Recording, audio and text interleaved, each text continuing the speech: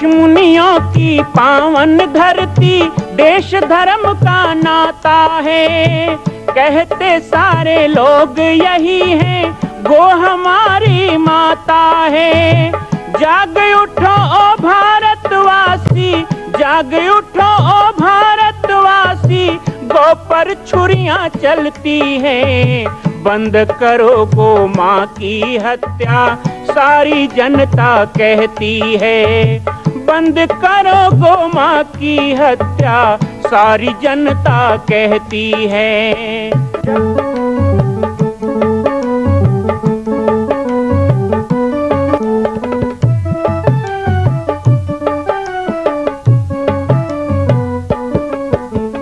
जगह जगह पर बूचड़ खाना, लाखों गौएं कटती हैं। किसे सुनाए व्यथा हमारी, नैना नीर बहाती हैं। रक्षा करना गौ माता की, रक्षा करना गौ माता की, गीता ज्ञान सिखाती है।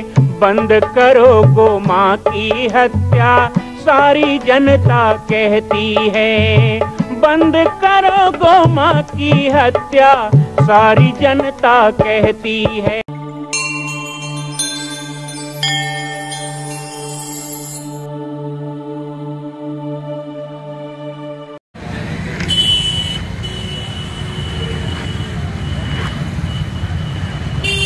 भारत माता की जय, भारत माता की जय।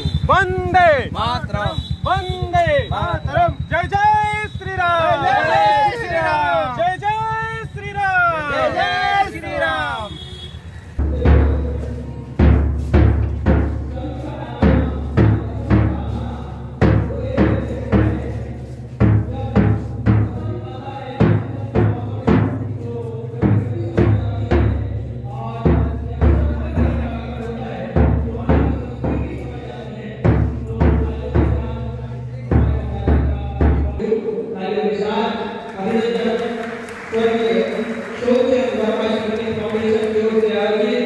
इस कार्यक्रम में स्वामी जी का हार्दिक स्वागत, अभिनंदन, वंदन। मैं स्वामी जी से निवेदन करूंगा कि आप मंच पर अपना स्थान ग्रहण करेंगे।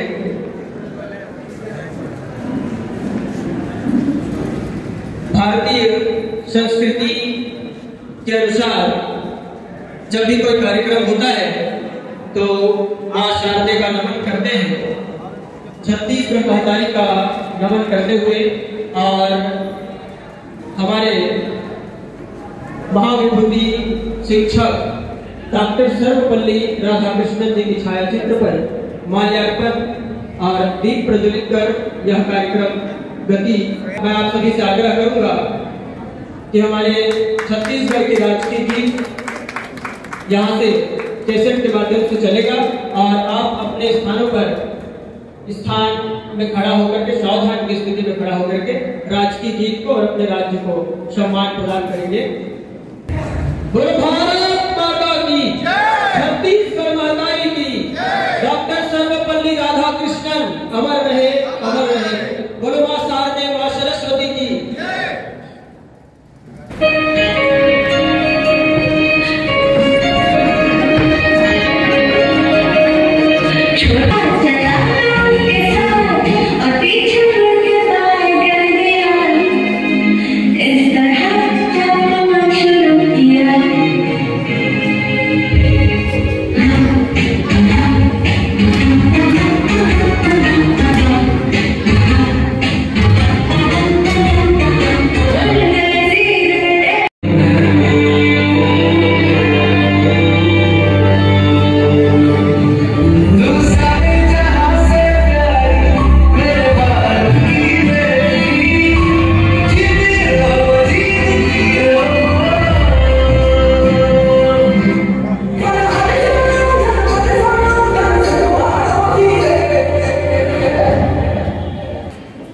वो घर सुना रह जाता है इस दुनिया में, वो घर सुना रह जाता है इस दुनिया में जिस घर में बेटी का अवतार नहीं होता, जिस घर में बेटी का अवतार नहीं होता।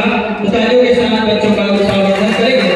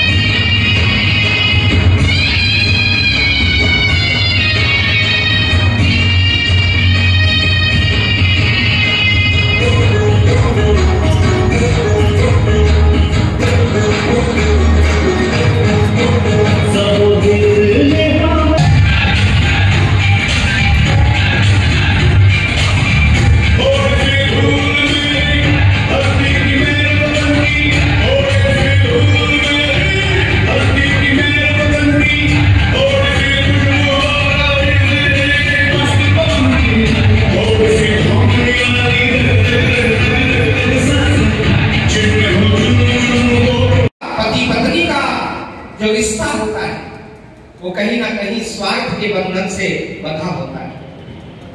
बाप भी सोचता है कि बड़ा होके बुढ़ापे की लाठी बनेगा, बेटा भी सोचता है सेवा करूं तो जायदाद मिलेगा, लेकिन गुरु और शिष्य का संबंध निस्वार्थ होता है। अरे निस्वार्थ तो छोड़ो, अब हमको तो बहुत लोग आते हैं, आप तो रिटायर भी हो जाओगे, अभी कहे कि नहीं रिटायर होके भी आप रिटायर नहीं होंगे, लेकिन हमको तो कोई रिटायर ही नहीं करता। आपको तो कह देंगे हमारे स्कूल के भूतपूर्व शिक्षक हैं, हमको तो कभी नहीं कहेंगे हमारे भूतपूर्व बाबा जी हैं, कभी नहीं कहेंगे। देखो संत और भगवान ये दो कभी भूतपूर्व नहीं होते, ये दो सदा अभूतपूर्व होते। राम आए थे त्रेता युग में, अब द्वापर में कृष्ण आए, तो लोग क्या कहते थे, बेटा ये अभी कृष्ण काल है, इसके पहले भूतपूर्व भगवान राम होते थे, ऐसा कोई बोलते? भगवान भूतपूर्व नहीं होते। ऐसे संतों अभी कबीरदास जी को कितने साल हो गए, 500 साल से ज्यादा हो गए, तुलसीदास जी को हो गए, लेकिन हम कभी नहीं कहते भूतपूर्व संत तुलसीदास जी है, वो सदा भूतपूर्व होते। तो इसलिए हमको सदा गुरु रहेंगे। तो हमारे पास कई लोग आते कि बाबा जी अरे हम थोड़ा गुरु बना लेते हो, मैं क्या मोला गुरु बनावे कितने हैं, चेला बन में पहली तय की, अगर मैं तो गुरु बन के हो गए, बोला किसी गुरु बना। आजकल शिष्य सोचता है कि मैं शिष्य बन जाऊंगा तब ये गुरु बनेगा, नहीं, वो गुरु है इसलिए तुम शिष्य बनने उसके पास आए हो, ये भाव रखना चाहिए।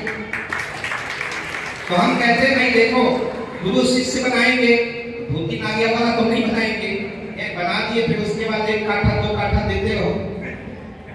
क्योंकि कबीरदास जी ने स्पष्ट कह दिया कि किसी का शरीर गुरु नहीं होगा और किसी का शरीर चेला नहीं होगा। शिष्य गुरु शरीर का संबंध नहीं, ज्ञान गुरु मन चेला।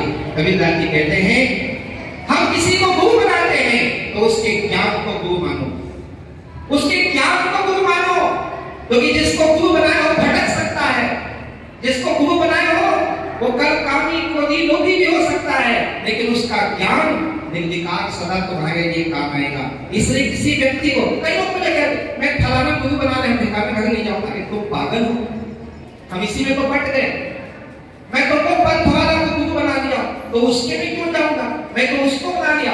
कोई व्यक्ति गुरु नहीं होता, कोई पंथ गुरु नहीं होता, यदि कोई गुरु होता है तो ज्ञान ही गुरु होता है, उसका प्रतिनिधि गुरु होता है। ज्ञान का प्रतिनिधि वो हो सकता है, मैं ज्ञान का प्रतिनिधि हो सकता हूं, लेकिन मैं ज्ञान नहीं हो सकता, ज्ञान में मेरा कोई कॉपीराइट नहीं है। इसलिए ज्ञान गुरु और चेला कौन, यहाँ गाँव और चेला है? अब कई नेता लोग भी मेरे चेला है, तो मैं कहूं यहाँ का नेता मेरा चेला है, वो गुरु मूर्ख है जो इस प्रकार की बातें करता है, वो अहंकारी है, क्योंकि कोई व्यक्ति चेला नहीं होता, गुरु के लिए मन चेला होता है, मन। ज्ञान गुरु मन चेला, इसलिए तो सुमन कहते हैं, जिसका पवित्र मन हो उसी को शिष्य बनाया जाता है। कई लोग कहते हैं गुरु बनाओ जान के, मैं कहता हूं चेला बनाओ जान के। चेला लोगों ज्यादा खतरा है, ब्रह्म ज्ञान में नारी न कहीं न तू सरदार, अब कौड़ी लागी लोग बस कहीं भी तू खा। एक तो लोग सोना कंठी पहले चेला चगला है, जहां गुरु महाराज के बन जगह चेला बनाओ जान के। हमारे कई छत्तीसगढ़ के गुरु लोग बलिदान हो गए चेला लोगों का, इसलिए कहता हूं शिष्य गुरु का संबंध सबसे पवित्र। क्यों? क्योंकि जो भी शिष्य गलत करता है वो गुरु ले लेता है, और जो भी गुरु अच्छा करता है वो शिष्य को अपने आप ले जाता है। ये गुरु और शिष्य की परंपरा। तो ऐसे गुरु शिष्य की परंपरा को नमन करने के लिए हम यहाँ पर उपस्थित हुए हैं। प्रवचन का कार्य तो मैं बचपन से ही कर रहा हूँ, करता रहूंगा। आज केवल गुरु शिष्य के संबंधों पर और हमारी ऋषि परंपरा पर कुछ बोलने का मुझे यहाँ पर अवसर मिला, मुझे बुलाया गया। मैं इतना ही कहना चाहूंगा, आइए एक स्वस्थ परंपरा का निर्माण करें। और किसने इसको स्वच्छ किया, किसने इसे शुद्ध किया, तो ये सब करने वाला हमारा अध्यात्म रहा है, हमारी संत परंपरा रही है। और मैं उस दोहे को पूरा कर देता हूँ जहाँ पर हमारे विधायक महोदय याद कर रहे थे। वो दोहा याद करने लायक है कि गुरु गोविंद खड़े ताके लाभ पाए, बलिहारी गुरु आपको जो गोविंद दियो बताए। जो भगवान को लखा लेता है, भगवान भी अपने आप को नहीं लखा सकता।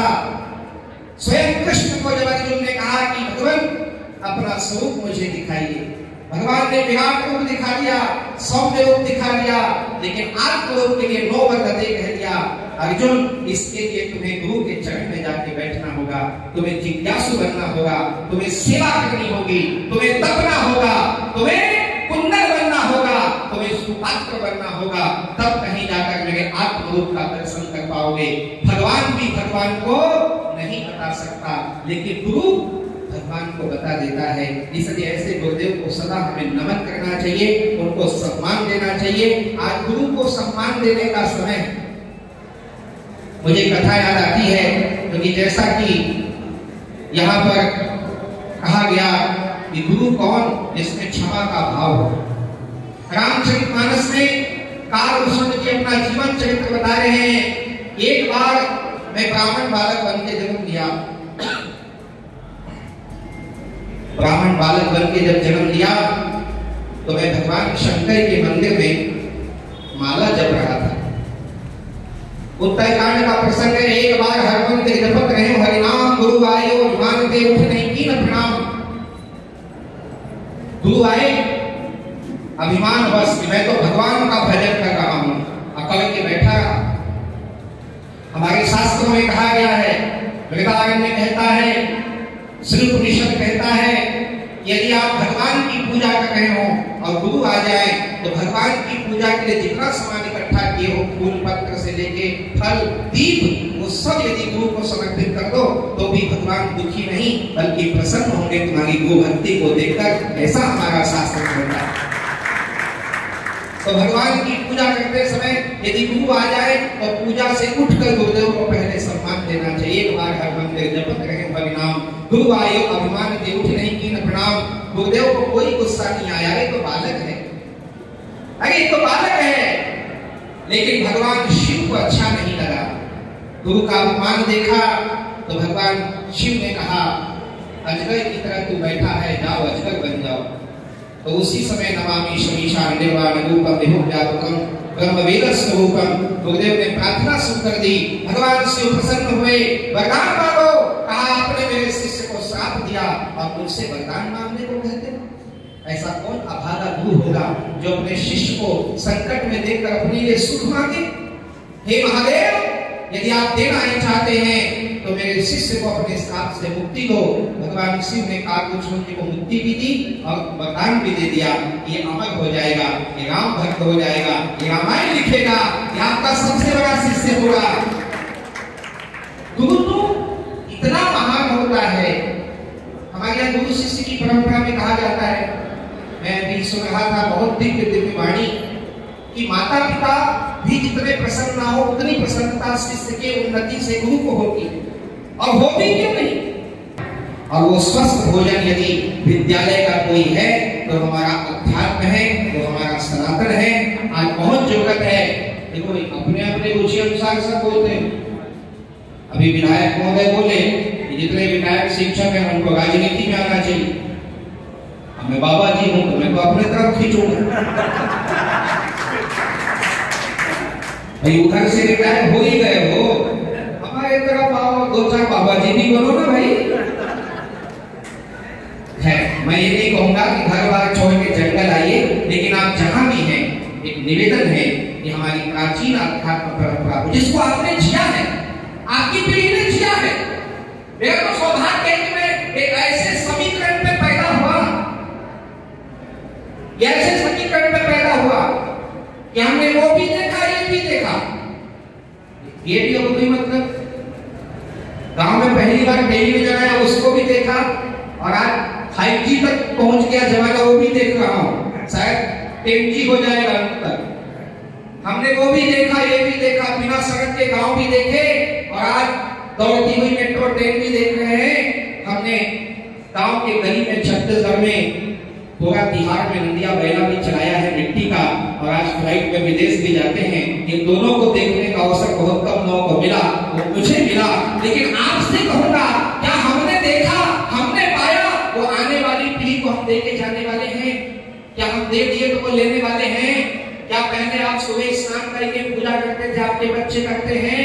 क्या भोजन से पहले रोटी निकाल कर गाय को खिलाने जाते थे, आज के बच्चे करते हैं? क्या आप तिलक धारण करके चलते थे, वो करते हैं? क्या आप सिर में शिखा रख के अपने धर्म का परिचय करते थे, आज के बच्चे करते हैं? क्या आप रामायण गीता भागवत भी पढ़ते थे, आज के बच्चे पढ़ते हैं? क्या आप अपने माता पिता बुजुर्गों का जो सम्मान करते थे, आज के बच्चे करते हैं? यदि नहीं करते हैं तो शायद हमारी परिपाटी में कमी रह गई है। उस कमी को दूर करने के लिए ये बीती हुई पीढ़ी यानी हमारा अतीत इस भविष्य में आने वाले, इस वर्तमान में आने वाले भविष्य को संभालने के काम में लगे। आप सब अध्यात्म को और आगे बढ़ाने के लिए लगे, यही मैं निवेदन करते हुए आप सभी को प्रणाम करते हुए, मेरा तो सौभाग्य रहा कि मैं बचपन से शिक्षकों के बीच में रहा हूं, बचपन से। क्योंकि जन्म हुआ तो हमारे जन्म देने वाले शिक्षक जब हम गुरुदेव के पास गए ना, 9 साल के थे, जब गुरुदेव के चरणों में माँ बाप ने दिया तो हमारे गुरुदेव ने रामायण और गीता हाथ में दे दिया। केवल 2 ही पुस्तक मैंने पढ़ी। इतना ही कहते हुए आज अपनी वाणी को यहाँ पर विराम दूंगा। बलौदा बाजार क्षेत्र में जब भी आता हूँ एक स्नेह मिलता है और उस स्नेह को, उस प्रेम को एक धागे में बांधने का प्रयास मेरा चल रहा है। इस क्षेत्र में करीब 100 गाँव को जोड़कर, अभी हमारे टक्का वर्मा जी का भी सहयोग लेंगे, बलौदा बाजार जिला के लगभग 100 गाँव को जोड़कर एक बहुत बड़ा आध्यात्मिक आयोजन बलौदा बाजार में करने की योजना है। जब भी सूचना मिले, आप शिक्षकों का पहला आशीर्वाद मुझे मिले कि ऐसा एक आध्यात्मिक सामाजिक कार्यक्रम यहाँ पर हो। और इन्हीं के साथ साथ श्री कौशल्या माता का जो दिव्य मंदिर वहाँ बन रहा है, वहाँ दर्शन करने आप सब पार्टी श्रद्धाएं, इतना कहते अपनी वाणी को विराम दूंगा। जय भारत, जय जगन्नाथ।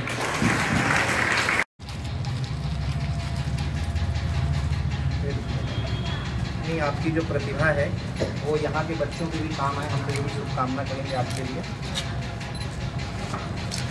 आप भी हाथ लगाइए।